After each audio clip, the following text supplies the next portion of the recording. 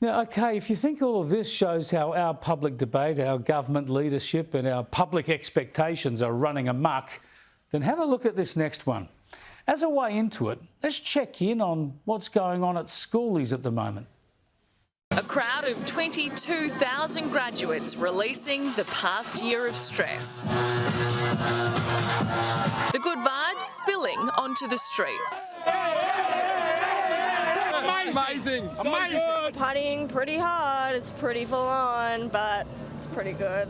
The DJ was kind of he started playing all the good songs once we left, and it made me very mad. Some partied too hard, others found love as emotions ran high. My father, my grandmother. Had a fun time at school. These red fogs have looked after me. Getting down. But it's time to dip now.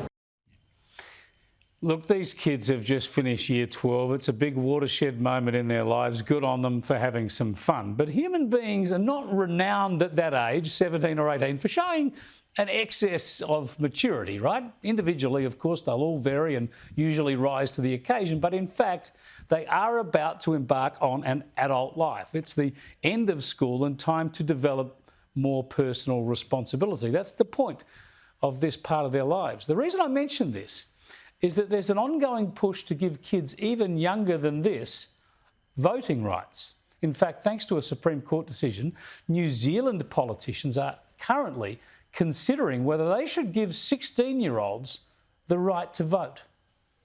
This is a matter where I hope parties feel that they're able to have an open debate and discussion that isn't based on politics, but on their own values and principles. Principles, eh? Or vote chasing. This stuff is just silly. It's reckless. It can only undermine democracy.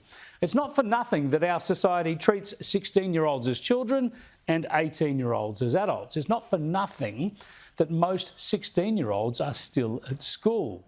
Voting in a democracy is not just a right, it's a responsibility. And look, the further green left you are, the closer you are to the loony left, the more you'll support 16-year-olds voting.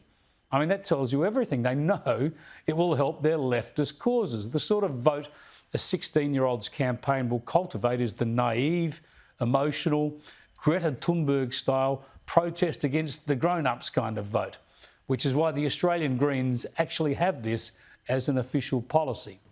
Look, at 18 years of age, people are hardly long in the tooth. They're still teenagers, many still studying or in training. 18 is plenty young enough, isn't it? Come to think of it, the country might be a lot better if we raised the voting age and banned voters from the roll if they have TikTok or Twitter accounts.